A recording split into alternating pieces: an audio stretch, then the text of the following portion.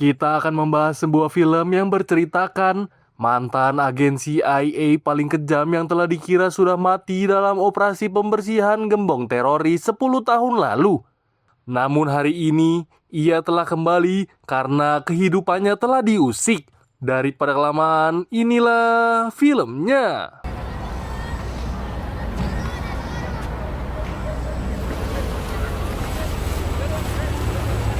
Di awal film di kota Raqqa, seorang agen wanita bernama Beth tampak sedang melakukan pengintaian. Ia menandai target dan mencatat kode ketukan rahasia di pintu sebuah rumah.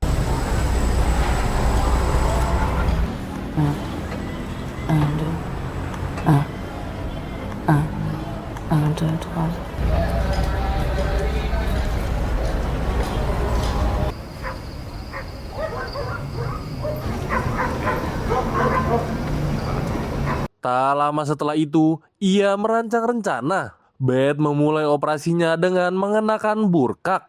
Ia menyamar sebagai warga lokal dan...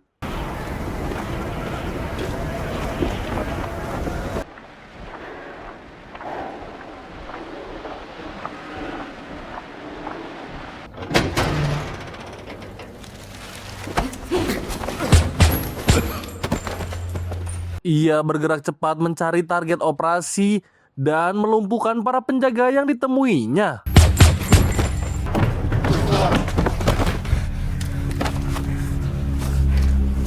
Di kantor pusat menyaksikan kebrutalan Beth dan mengonfirmasi identitas target utama mereka. Identité confirmée.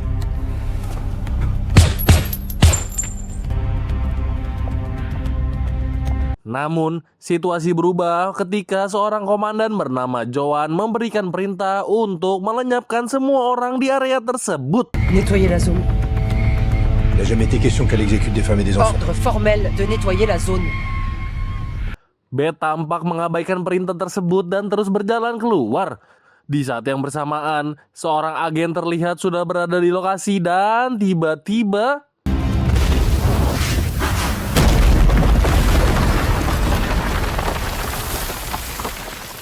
Beth selamat dari ledakan itu dan segera meninggalkan lokasi.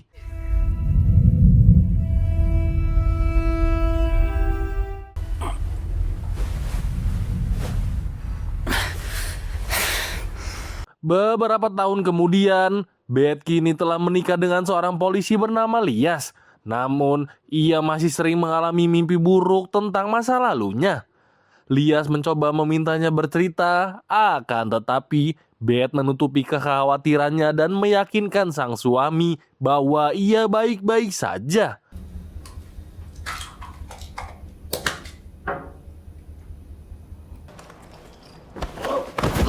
Di tempat lain, sebuah pengkhianatan mulai terungkap. Seseorang bernama Asep disiksa dengan kejam oleh keluarganya sendiri. Ternyata satu keluarga anggota sindikat kriminal terbesar di Timur Tengah. Asep akhirnya menyerah dan memberitahukan bahwa ia telah menjadi informan untuk Lias. Ia juga memberitahu kalau Lias hanyalah seorang polisi berpangkat rendah. Setelah mendapatkan informasi tersebut, tiba-tiba... C'était un petit flic.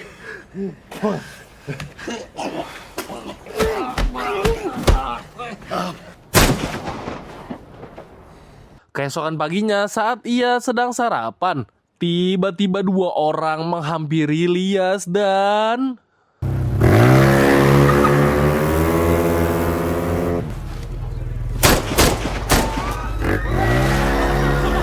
Dan tak lama kemudian, suara sirine ambulan terdengar membawa Lias yang sedang dalam kondisi kritis.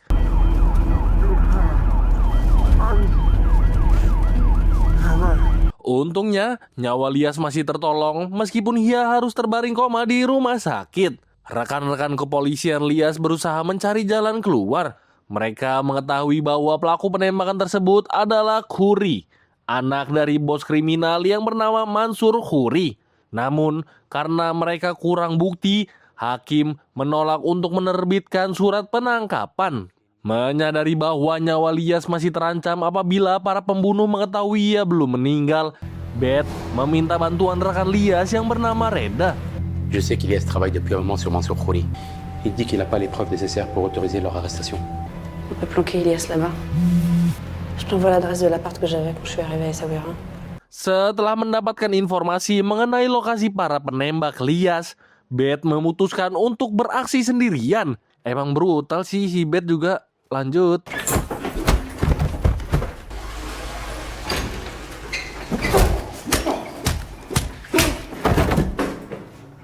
Beth mulai menyusuri ruangan hingga akhirnya ia menemukan Khouri yang sedang bersantai.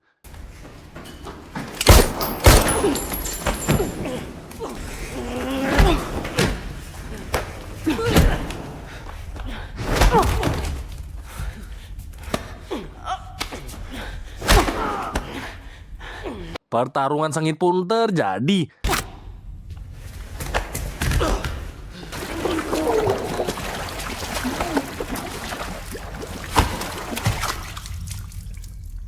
Setelah Beth berhasil melumpuhkan semua pelaku, pihak kepolisian tiba di lokasi. Beth tetap diam dan tidak berusaha melarikan diri atau melawan. Reda yang juga tiba di lokasi hanya bisa melongo melihat kebrutalan Beth. Kita juga mulai melongo nih. Lanjut.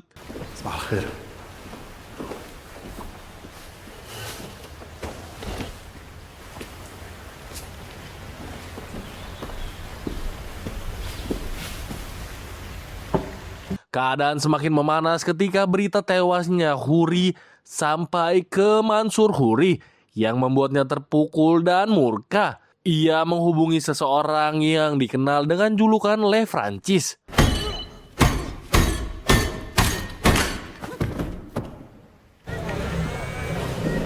Oui, monsieur Khouri, j'allais justement vous appeler. Mansour meminta tolong kepada Le untuk mencari tahu dalang di balik kematian anaknya. Le juga berjanji akan menggali informasi tersebut melalui jaringannya yang ada di Prancis. Seorang petinggi intelijen Prancis, DGSE, tengah diwawancarai oleh stasiun televisi mengenai zona abu-abu dalam perang melawan terorisme. Di belakang layar, Joan yang juga merupakan petinggi intelijen mulai terlihat panik setelah menerima kabar dari Le. Ia segera bergegas ke ruangannya untuk melakukan verifikasi data. Et diplomatique.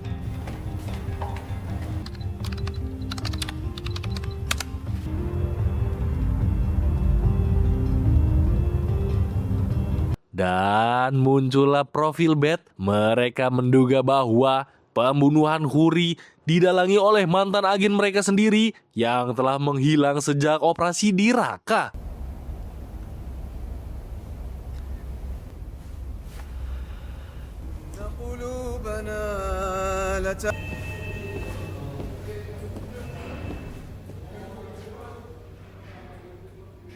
Di tempat lain, Reda menemui Beth dalam sel penjara. Ia memberitahu Beth jika Lia sudah diamankan. Ia juga meminta Beth untuk menjelaskan siapa dirinya sebenarnya. Reda ingin membantu sebelum Beth dipindahkan ke penjara di Ain Sebah, Casablanca. Namun Beth hanya diam. Faut que tu me parles si tu veux que je t'aide.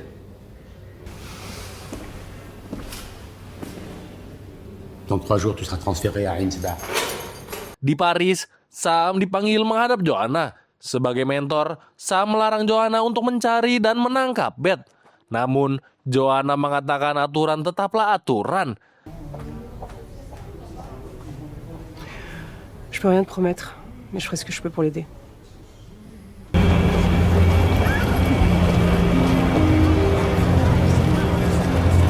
Mereka pun terbang ke Maroko dan dijemput oleh Le. Joanna diberitahu jika Beth akan segera dipindahkan ke penjara Ain Sebah.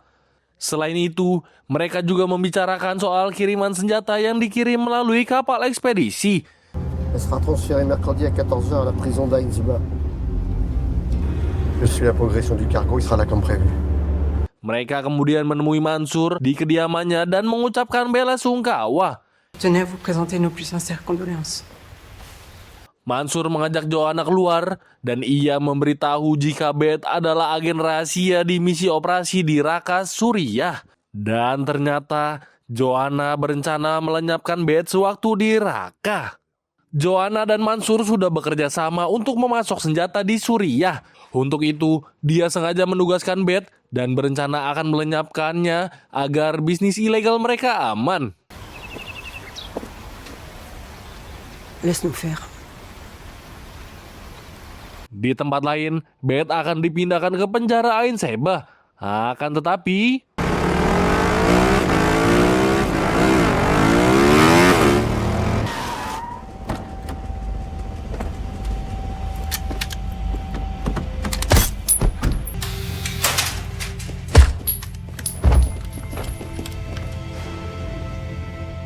namun anak buah Mansur datang dan menyerbu ke sana.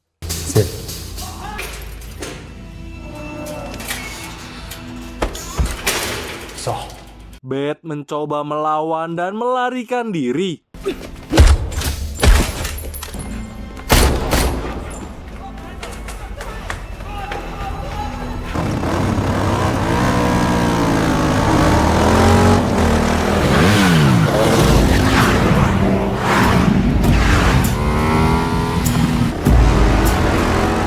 Kejar-kejaran motor antara Beth dan anak buah Mansur.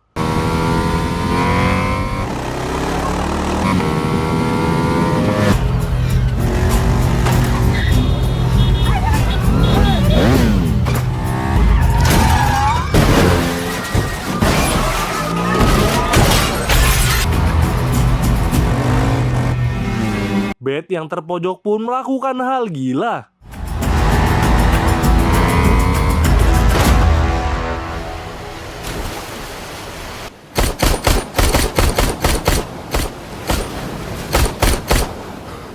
Di tempat lain, Lee memberitahu Joanna jika Beth sudah meninggal di laut. Joanna pun meminta untuk menghapus jejak mereka. Dia juga bertanya soal kiriman senjata. Elle est morte. T'as vu le corps? Mais non, mais... Où est la piste? Efface nos traces. Akan tetapi ternyata Beth selamat. Dia pulang ke rumah persembunyiannya di mana Lias dirawat oleh rekannya bernama Nadia.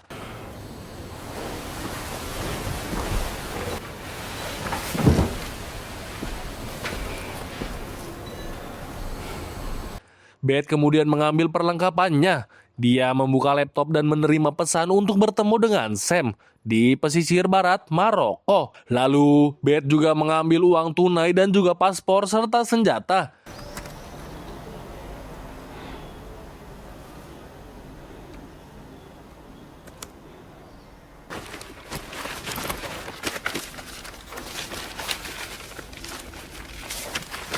Di saat yang bersamaan di pusat komando, mereka mendeteksi pesan komunikasi Beth dan Sam. Direktur pun memberitahu Joanna jika Beth masih hidup dan akan bertemu dengan Sam. Joanna, elle est vivante. Joanna kemudian menelpon Mansur. Mansur yang kesal pun mengancam Joanna kalau Beth harus diserahkan kepadanya. Kalau tidak, mereka semua akan hancur. Karena Joanna yang takut, akhirnya mereka pun membuat janji untuk bertemu di dermaga Casablanca. On se retrouve au port. Ou vous me la donnez, ou je vous fais tous tomber.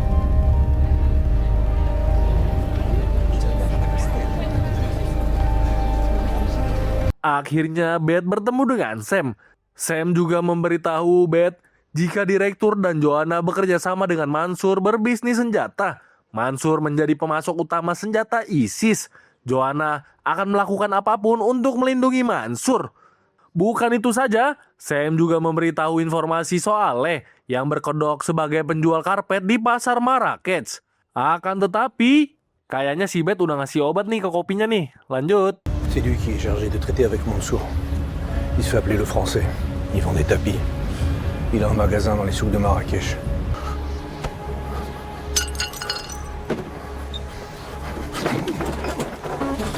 Di Casablanca kita diperkenalkan oleh seseorang yang bernama Alec. Ia dihubungi oleh direktur untuk mencari dan melenyapkan Beth.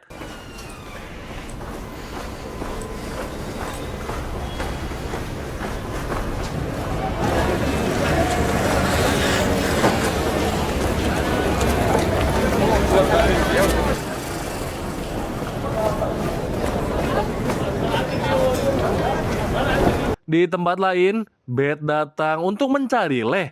Akan tetapi,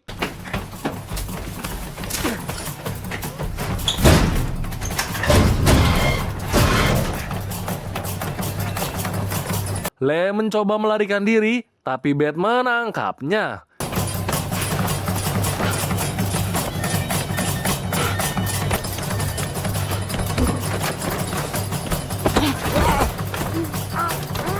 Ia juga menanyakan apa kesepakatan Joanna dan Mansur saat di Raqqa, Suriah. Akhirnya Leh menjelaskan bahwa Joanna berencana melenyapkan Beth dengan ledakan bom agar tidak menjadi saksi.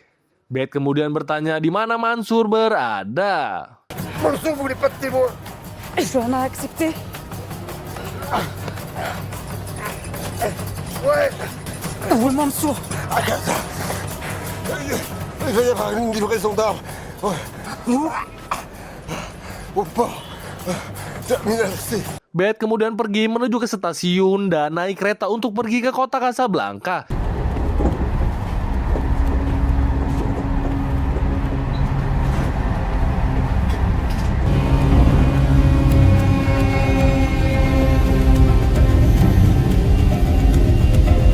Beth tiba di Casablanca malam hari, akan tetapi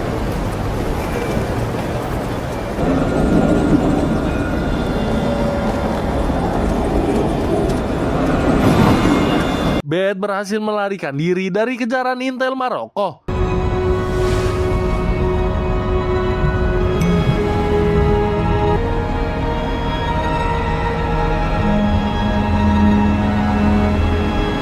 Sementara itu, Joanna menuju ke pelabuhan tempat transaksi senjata.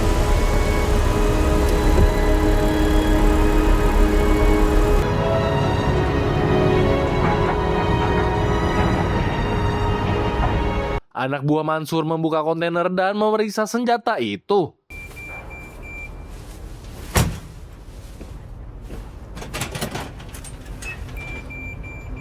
Di saat yang sama, Alex terlihat mencari Beth.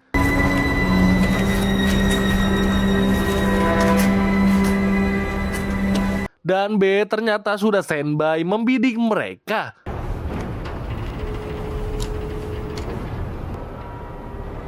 Comme un requin?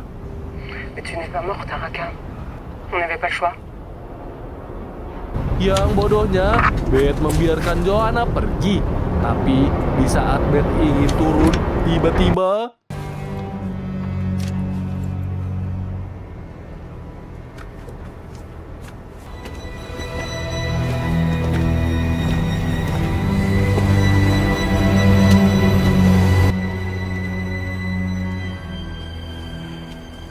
Alex menodongnya dengan senjata. Mansur di video call dan mengatakan ingin balas dendam.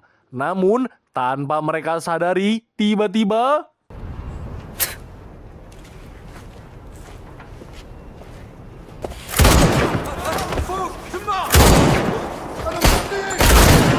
dari atas tangga, saya membantu Beth.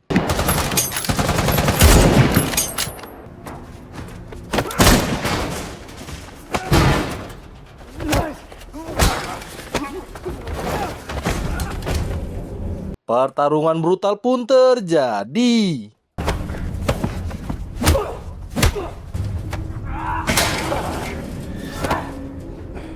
Alex bertarung dengan Sam. Di saat Alex turun tangga,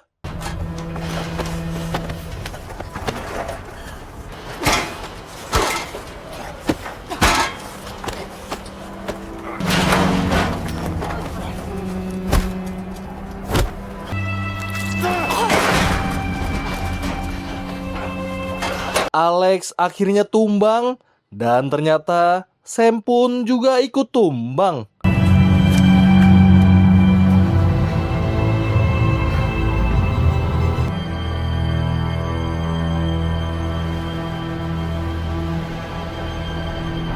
Di perjalanan, Joanna menerima pesan bahwa direktur akan menghubungi polisi Maroko untuk menangkap Mansur.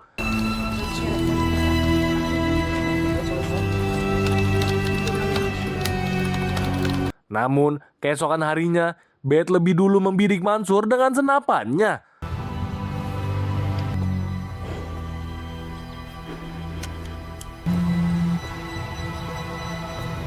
Ouais.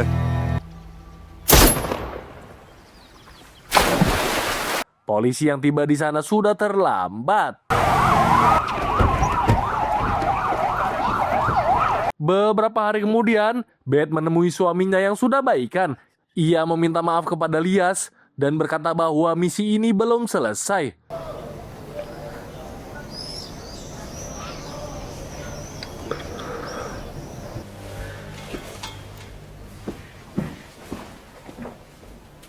Di tempat lain, Joanna berkendara sambil mendengarkan radio. Akan tetapi, Beth menghampiri mobil Joanna dengan motor. Mereka saling menatap.